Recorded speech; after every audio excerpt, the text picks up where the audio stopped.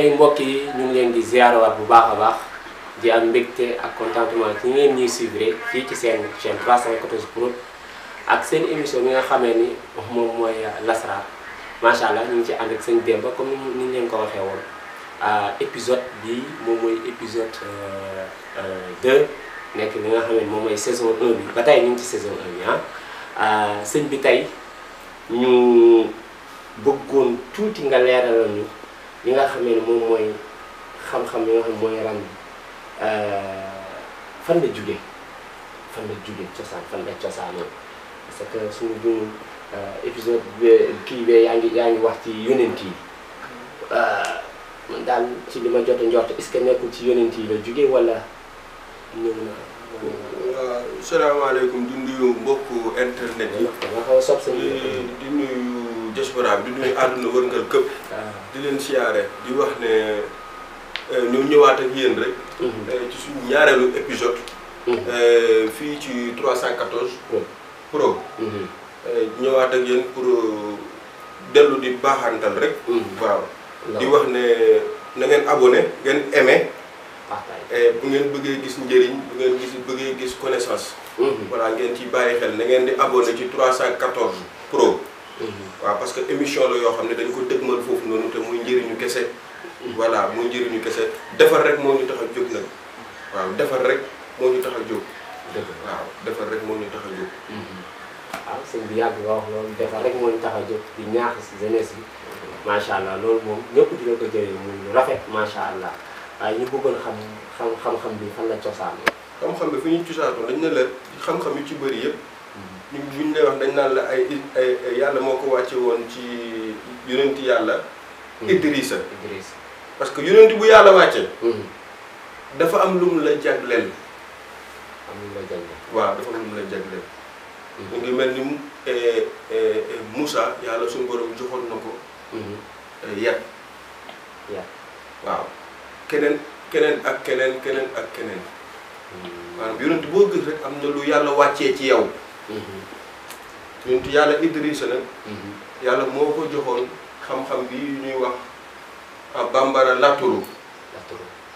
tubaab di ko la géomatie. wolof ñun ñooy wax ramdi. waaw tout ça c'est les mots de arabe. lu ñuy rëdd quoi ay ramdi lu ñuy rëdd la. laturu mooy lu ñuy rëdd. yooyu yëpp ay bagages la rek yoo xam dañ koy rëdd. li tax ñu tuddoo ko noonu. li ñuy rëdd mooy yàlla da ko joxoon yonent yàlla Idrissa. waaw dañ daan def buñ soxlawaan dara. moom moo daan dem ci suufu géej gi ci tefesu géej ga. comprendre nga. comme su askanam soxlawaan dara. c'est-à-dire que c'était communication la woon. comprendre nga. communication la woon quoi. moom la daan jëfandikoo. waaw. loo xamante ne nii bu askan bi ñëwaan soxla dara. dañ koy laaj. mais moom it daanul def ci mbiru maanaam coobare bakkanam rek.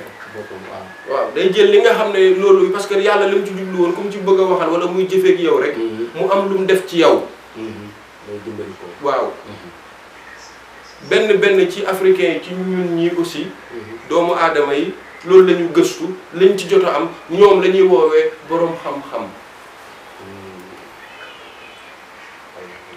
comprendre nga. léegi nag moom buñ ko laajaan dara wala dëkk ba am luñ soxla woon wala dara. da nga daan gis mu dem ci suufu géej gi làqatu moom la daan rëdd ci tefes gi ci suuf bi. loolu mooy li sabab ngay gis nga dem ci sëriñ muy seetee suuf. mu sotti suuf. suuf boobu rek moo ko sabab du leneen. comprendre nga. boo sottee suuf bi jël turu nit ki rëdd ci suuf bi tracé nooy yi su ko tracé suñu borom dina ko woon mu xam li mu bëgg a xam la cay njëriñ xam la ci la koy saafara bu dee problème mu xool la koy saafara loolu la ko yàlla defaloon. est-ce que comprendre nga. et lii moo fi nekk. et xam-xam boobu la ñuy wax bambara di wax laturu keneen di ko la géomachienne ñu ci bëri nag boo koy def ñu yaakaar ne jinne la. du jinne c'est le nom des prophètes. waaw léeg-léeg nga wax ci nit wax bu leer mu ne waa kii nan la def ba xam lii. parce que ci ku ko maîtriser dëgg mais adduna la adduna ak ci biiram la. waaw nga cee def lu ne. loo bëgg lu la soob. loolu waaw mais nag maîtrise bi est-ce que am na. am na fi. da ngay gis ku jóg rek naan ram di nangam. wala ñu ci bëri da ngay gis ñu tëgg ay livre rek bind na non c'est pas ça. waaw donc am na ñoo xam ne dañuy bind rek ni mu leen neexee naan lii la lii ay du loolu. demeewul noonu waaw ram di sax kenn du ko jàngee noonu. waaw parce que dañ lay jox non. première buntu ñaareelu buntu ñetteelu buntu juróomeelu buntu nga dem ba xam fukki kër yeeg juróom-benn yi. ñu indil la ñëwaat ak yow ci beneen kër. nan la kër gi bu demee ñaareelu kër lii la bëgg a wax. première kër su ñëwee ci ñetteelu kër lii la bëgg a wax. su ñëwee ci ñeenteelu kër lii la bëgg a wax. waaw. waaye boo ñëwee première kër nga gis ko ci ñaareelu kër. nga gis première kër nekk ci beneen kër. ah su boobaa contraire nangam la bëgg a wax. mais loolu ça demande maîtrise. loolu il faut apprendre mon frère il faut apprendre moo tax chaque jour ma naan jeunesse bi am nañ temps ñu bëgg a yëngu ci xam-xam nañ jàng. waaw nañ jàng quoi. bañ a wékku rek ci secret rek waaw bañ a wékku ci secret rek.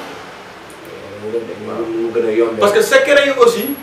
ci internet da ngay gis kuy joxe tegtal junni tegtal ak juróom-ñeent te tegtal yooyu mënuñoo faj soxlaam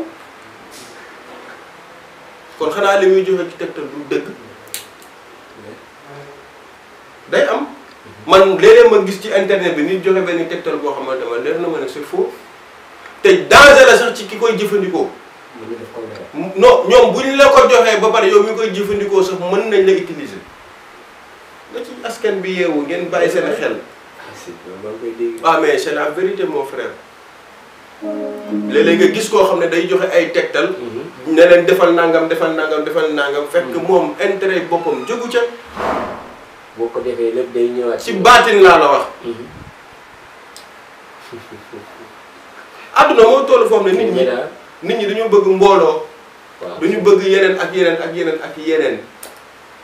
ñu ko mën a amee ñu ko mën a amee rek baax na te loolu yëpp dafay nduru mbaax te du mbaax. sëñ bi loolu nga wax moom ah yéeme na loolu. waaw mooy li ma la rek yu ci bëri daal. day nduru mbaax te du mbaax. am na leneen lu laxasu ci biir. parce que nit ñi buñ la gisee. fii su ma juumul man bokk naa ci ñi njëkk a taxaw ci ndaw ñi tey di pré secret noonu di ko joxe. ci gratuit. waaw am na sax ay sëriñ yu may woo. naan ma non bul def lii bu bàyyi li ngay def bàyyi nangam nangam. y'en a beaucoup.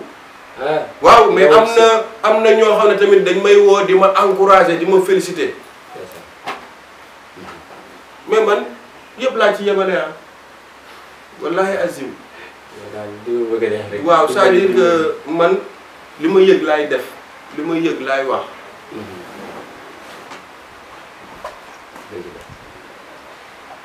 dal na ma barki démb benn jigéen bu baax. bu nekk France ñu koy wax Rose. waaw jigéen la. mais ku baax dama toog ba mu yàgg rek mu woo ma kontaan mu nekk nit bu baax. di la encourager di ma encourager ci yoon boobu. naam bu ko bàyyi. après ma toog après ak wax ak man ndeysaan ba jooy ba rongo ñoom tuuru te mosuma ko gis wallahi azim. ci acte yooyu. di nuyu sama jigéen bu baax bi Rose di ko nuyu à passage quoi. di ko wax ñu ngi kontaan ci yow tey bu ñu amee fort pour toog fii. di continuer liggéey bi. et c'est grâce à elle aussi bokk na ci lu ci joué. waaw mais da ngay toog am na ci la majeure partie sur les marabouts am na ñoo xam ne dañuy toog naan la non bul def li secret kenn du ko joxee nii secret kenn du ko weer c'est faux. gisoo loolu. may tubaab bi mu ngi fi. ya paracétamol yaa ngi fi. Doliprane yaa ngi fi. fatiguement yaa garab yaa ngi fi pour garab bu feebar bu nekk dañu ko defar teg ko ci pharmacie da ngay soxla nga dem jënd.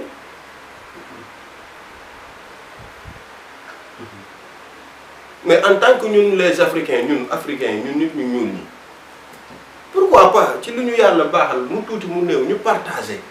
dimbali ci. waaw joxewuñ lépp quoi. mais ñu partagé. ñi sori mën a jël. ñi jege te mënuñoo gis ñu jël.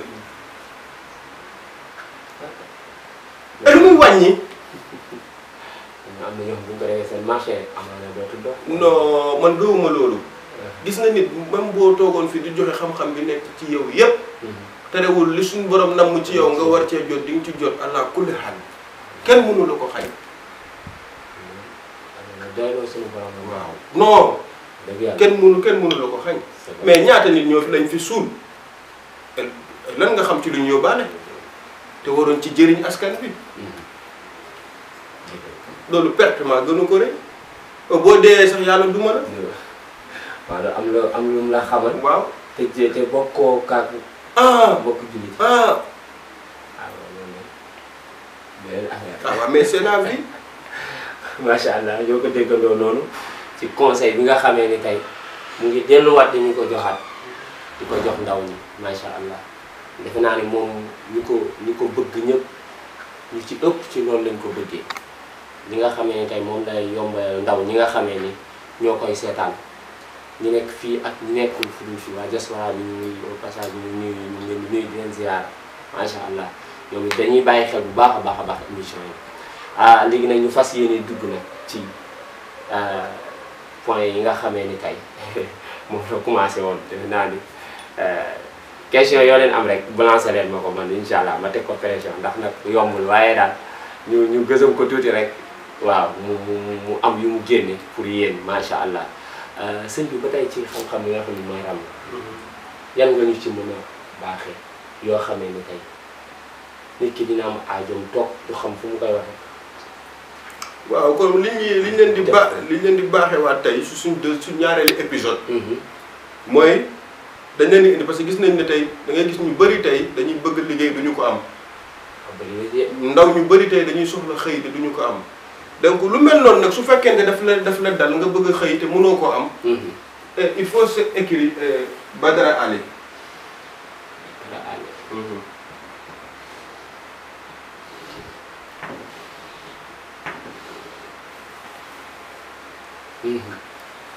waaw bu ñu bindee nii mooy ñaar benn ñaar. ñaata pieds la. 6 pieds. xam nga 6 pieds la. mooy 2 3 1 c'est 6. c'est 6. tu l'écris.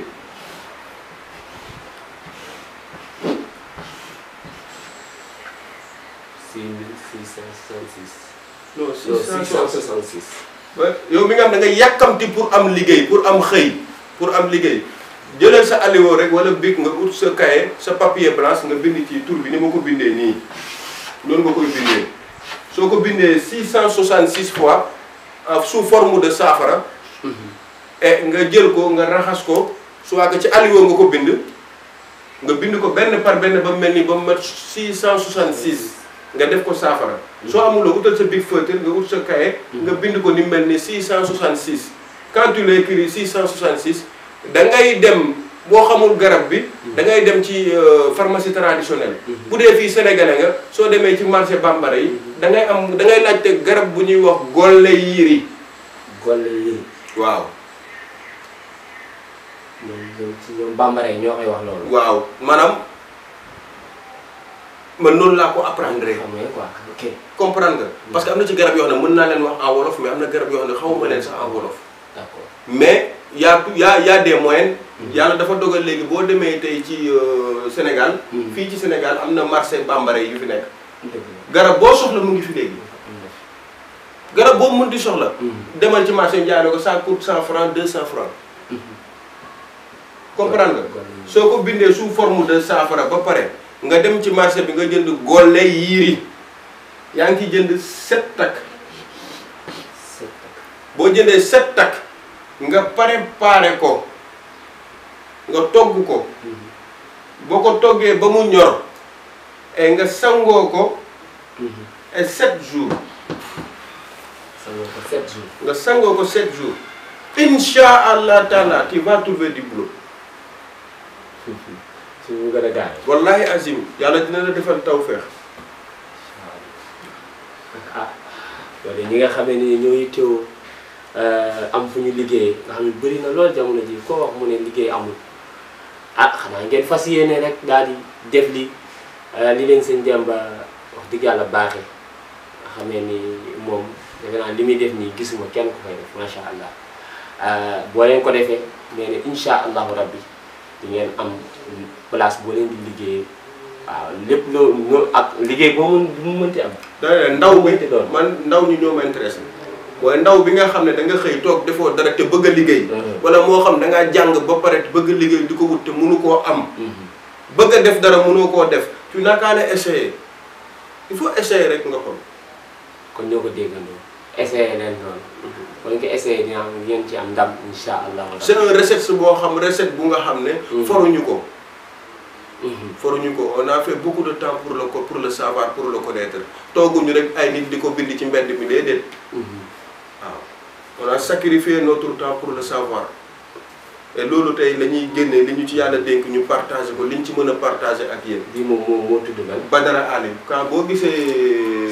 si ni mu mel ni ñu ko bindee nii. moom mooy Badara Ali. waaw. incha allah waaw nga bind ko. 666 nga bind ko 666. soo ko bindee 666 nga ut garab bu ñuy wax golle yiiri. soo utee golle yiiri nga préparé ko ak marmet.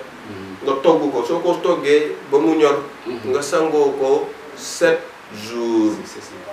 waaw boo ko sangoo juróom-ñaari fan.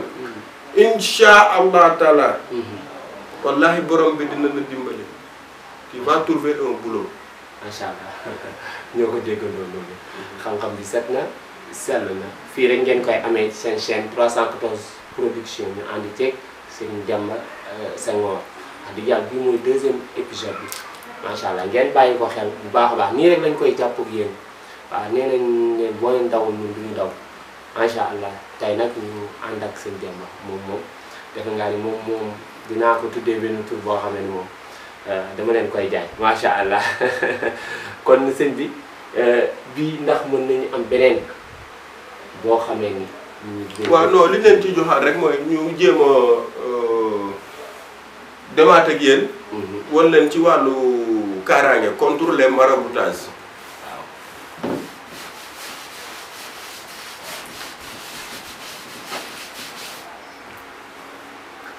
donc nit ki nga xamante ne da nga bëgg kaaraange. souvent nga gis ñoo xam ne nag sénégalais xam nga ñoom dañoo xaw a sopp léeg-léeg nga gis ko ne da ngay dem ci garabu xay. da ngay gis comme day jël sungufu xay ñu ne la baax na rek nga di ko xas noonu di ko sangoo. mais am na lu mu gënee. am na lu mu gënee boo bindee Ousmane. ah.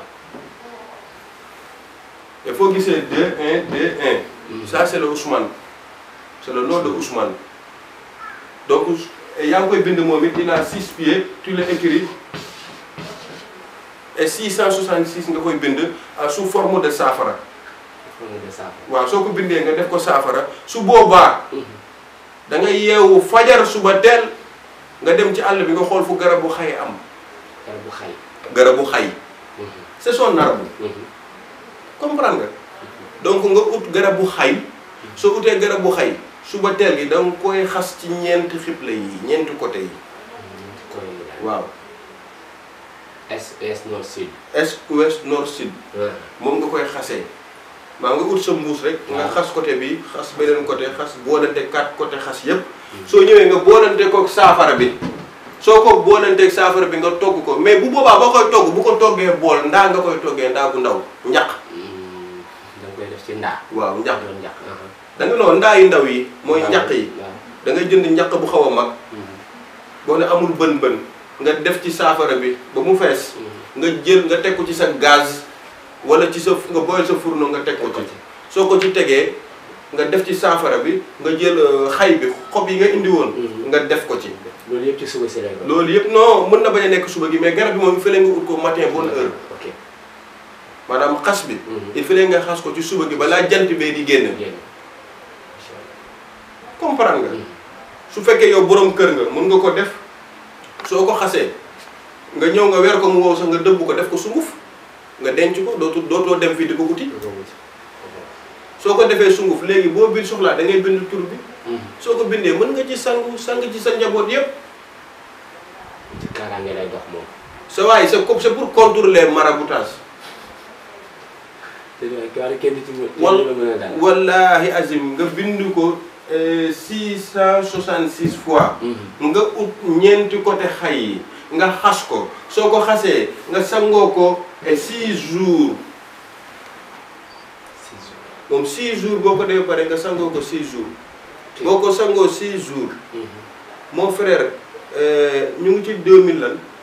ñu ngi ci 2021. ñu ngi ci 2021. maanaam boo ko sangoo ci 2021 bi. ba 2022 bi. wallahi tu as la protection.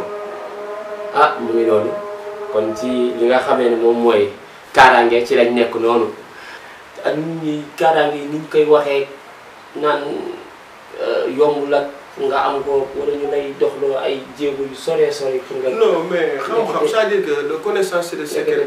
c'est-à-dire que connaissance c'est le secret seulement. moo xam da nga koy xam ak nga ñàkk koo xam. mais la connaissance c'est le secret seulement secret la rek. secret la mais li wér te wér mooy quand tu écris Ousmane. 666. nga ut 4 côté xay yi matin bonne heure. nga ut sa ndaa canari. un petit canari nga préparé ko ak moom. nga sangoo ko 6 jours.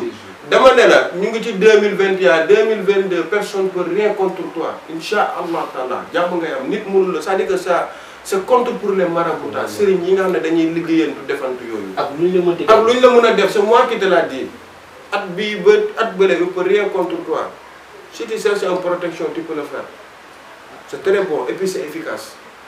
Oui. Non c'est bon c'est quelque chose de très bon. kon baax na mais ñoo ko déggandoo noonu nee lu efficace la waaw gars yi xam naa kenn mu ko njëkk a def nag macha allah mu ngi noonu sëñ bi indilaat nañu loo xamee ni xaaruñu ko woon maintenant man chaque jour rek damay dal ci surprise yi macha allah ndax lii yombul ki lay defal lii nga toog sa biir saal macha allah def li ngay def yàlla def ci xéwal jafe na jamono ji ñu leen koy bàyyiloo xel bu baax a baax. comme ni ñu leen koy waxee rek dee leen suivre bu baax a baax seen chaîne boobu di 314 production mu indil leen tawféex bi nga xam ne nii ñu ngi ciy ànd ak seen Demba saa su nekk dëgg yàlla lépp rek ngir dimbali askan wi lépp ngir dimbali askan wi moom askan wi moo ko tax a jóg surtout nag jeunesse bi di leen yee itam ndax nit ñi yee nii wax dëgg yàlla mënuñu ko suñu bopp tabaarakallah ba pare nag ñeme li muy def wax dëgg yàlla amul lu mu ciy ragal. te loolu rek moom moo jafe. xam nga tey ñun bu ñu neexoon. suñu neexoon ñu toog fii di la wan ay yu ñàkk fayda yi nit ñi di def. dëgg la comprendre nga. parce que léeg-léeg nga gis sëriñ boobu dañ koy teg ci télé muy wane ay miracle ay affaires yu ñàkk fayda est-ce que comprendre nga. y en a plein ici. lu leer laa lay wax y en a plein ici te dafa am yoo mbir yoo xamante ne c'est naturel ñun bu ñu bëggee def loolu dañ koy def. est-ce que tu as compris sans ay xëcc ay affaire fii wala autre chose et autre chose et autre chose dofu leen xam ngeen li may wax bu baax yéen ñi may seetaan te gis ma xam ngeen ma dofu leen wanewuñ nekkuñ fii aussi pour mais wallahi azim suñu amee yëg-yëgu def dara ci miracle yooyu ngeen di def on le fait mais soo gisee aussi depuis lors ba tey chaque jour ñu leen di wax ne loolu c'est des jeux d'enfants am naa fu ma ko teg. ba ci xam-xam yi mën na def miracle yooyu. mais xam-xam bi il peut faire tout mon frère il peut faire miracle il peut faire tout ce que tu veux xam-xam la tëdd c'est la connaissance non xanaa kay da nga koy xam ak nga ñàkk koo xam. xam moo fi nekk ak ñàkk nga xam boo xamul nag demal toog wax nga xamuloo et àdduna loolu moo fi nekk. mais ñun sama philosophie mooy que ndaw ñi ñu yeewu nit ñi. ñu intelligent tuuti. suñu neexoon ñu toog fi di leen gëmloo ay miracle di leen won yeneen ak yeneen bavarder autre chose c'est pas ça le cas du affaire bi du foofu. am na loo xam ne on peut le faire suñu neexoon ma toog fii def ko. di leen dugal ci beneen gaam kon it mënu leen ci tous te man lijjantiwuma loolu. terewul dina am ñu gis loolu gëm ko. ay topp la ci loolu. te boobaay doo leen amal njëriñ. parce que ça ne peut pas résoudre les problèmes. comprendre nga. am na ci yoo xam ne léeg-léeg doo nga gis doomu aadama toog di ko def di toppandoo ay nit. di def yeneen ak yeneen. gis naa fi sax benn sëriñ mu nga xam ne mu ngi toppandoo Koroma. waaw et puis loolu mooy li ma la wax sànq ci suñu première émission bi. soo xoolee maa ngi naan la am na ay sëriñ yu nga xam ne télé bi. da leen di dugal ci ay conneries daf leen di foireloo seen liggéey il vaut mieux que ñu teg seen liggéey ci yoon ñu def ci lépp luñ ci mën ñu séntu ci suba. waaw. ay gis naa ko 2STV. 2STV ñu invité benn sëriñ mu toog ñu koy jox ay verre mu naan da koy yéeyeeg yu kenn xamul et autres et autres. et ñu teg la ci seen ñu ne la yow yaay buur royal palais royal xaw ma les grands marabouts ça. da ngeen di nax seen bopp. tu as bien compris c'est-à-dire que vous dañu amuser. lu ngeen xam rek parce que yow soo gisee ñuy def yooyu dañuy toog gis ku mel ni Koroma toogoon fi ay jamono am yu mu def kooku lu naturel la ci moom. mais léegi da ngay gis ay ndaw di imiter ay kiraama yu ndawaan yi di ko def yu kenn xamul. te loolu du dara te loolu ñoom dafa nekkul sax ci ñoom il fait seulement de la forme ni di ay petits secrets yoo xam dañ leen koy jàngal ñu ciy tànqal nit ñi. nekkul lu jafe waaw non loolu c'est pas quelque chose de méchant mooy li ma la wax rek c'est-à-dire que tout ça li ma la bëgg a tënkal mooy. suñu fi neexoon ñu toog fii di leen won ay miracle di leen won ay mbir di leen won ne la ñun am na lu ñu xam mais loolu intéressé wuñu loolu taxul ñu jóg. lu ñu tax a jóg mooy jox leen li nga xam ne et bu ngeen ko toppee njëriñ rek moo ci nekk mais loraange nekku ci. bañ a occuper seen temps yi. ci ay affaires yoo xamante ne nii et du dara. est-ce que comprendre nga. y a beaucoup de choses on peut le faire. Oh non mais on peut le faire mais ça donne quoi. ñi lay seetaan amalu leen njëriñ. sa bopp rek lay yem. waaw ci sa bopp rek lay yem. kon loolu daal mën naa ne wane sa bopp la daal. loolu pour wane sa bopp la rek wala c'est pour les li ma waxoon bu njëkk rek c'est pour les enfants. ñu door a jóg. waaw non pas door a jóg sa waroo soxla loolu war nga soxla xam-xam bu wér. xam-xam mooy ki feebar nga fexe mu faju kii soxla nga fexe soxlaam bi suñu borom. yàlla mu defal loolu.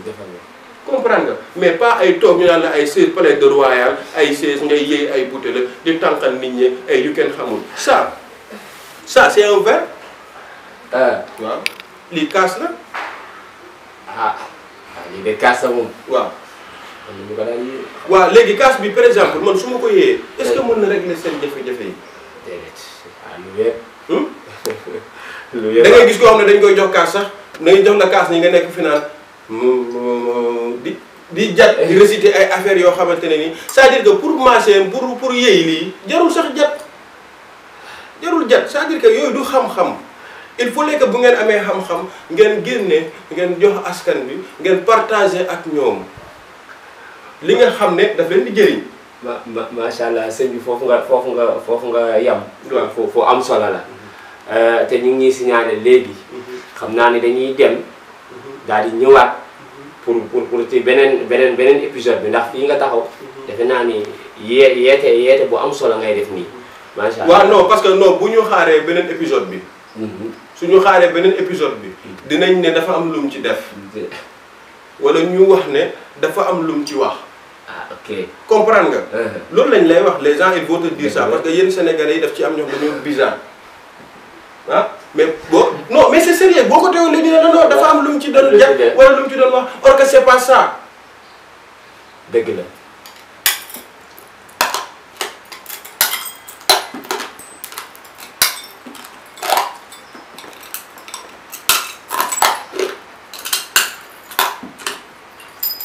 mais y a quoi. c'est-à-dire que. non lii du dara c'est des jeux.